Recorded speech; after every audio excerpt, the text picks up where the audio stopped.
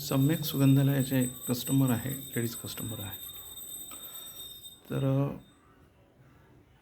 त्यांना काहीतरी लागलं वाटतं किंवा काही ॲक्सिडेंट झाला, तर त्या म्हणे मला सुगंधच येत नाही मला, म्हणून मी अगरबत्ती घेण्याचं टाळते सध्या, असं त्या बोलल्या मला.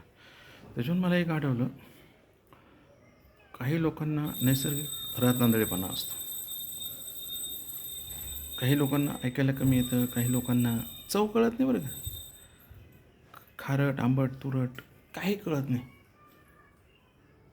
करतात ते.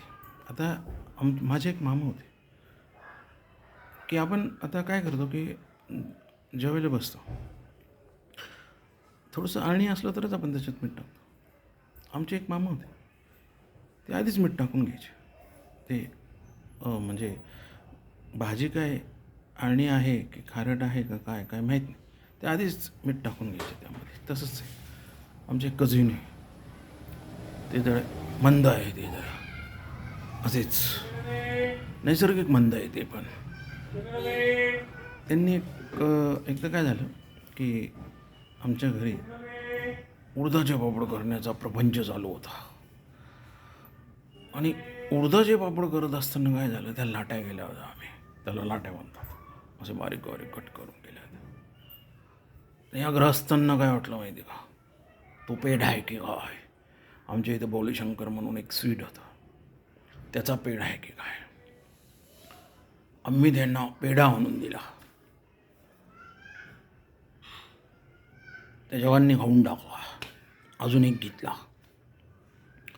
वरून त्या जवानांनी प्रतिक्रिया दिली, अरे पेढा जरा म्हणे असा तांदल्यासारखा वाटू राहता, जरा गोड कमी होता म्हणे. उडीद मुगाचं ते मिश्रण होतं आणि पेढा कुठे खायचा, काही कळत नाही काही लोकांना.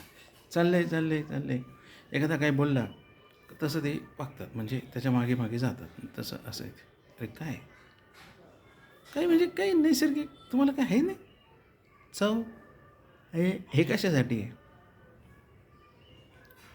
अरे जिभेवर आहे ना, असं काही पदार्थ ठेवताच आपल्याला कळलं, आंबट आहे, तिखट आहे, तुरट आहे, गोड आहे. आता यांना काय म्हणावं सांगा.